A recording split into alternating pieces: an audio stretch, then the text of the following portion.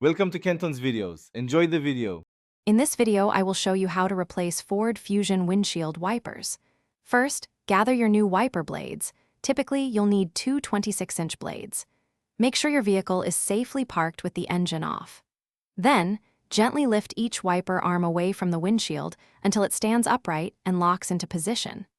This prepares the arm for the next step, ensuring safety and ease of access for the replacement process. Now, let's remove the old wiper blades. Look for a small release tab or button where the blade meets the arm. Press this tab firmly and slide the old blade straight off the arm. It should detach with a gentle pull. Once removed, carefully lower the bare wiper arm back down or place a soft towel on your windshield to prevent any accidental damage if the arm springs back. With the old blades off, it's time to install the new ones.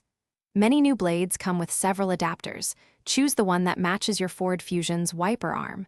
Slide the new blade onto the arm's hook or pin. Push it firmly until you hear a distinct click, indicating it's securely locked in place.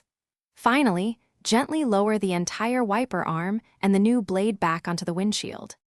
After installing both new blades, it's crucial to perform a quick test. Turn on your vehicle and activate the windshield wipers with some washer fluid. Observe them closely to ensure they operate smoothly and provide a clear, streak-free view. Remember, for the best visibility and safety, it's recommended to replace your wiper blades every 6 to 12 months, depending on usage and weather conditions. Great job! Thanks for watching. Consider subscribing if we helped you.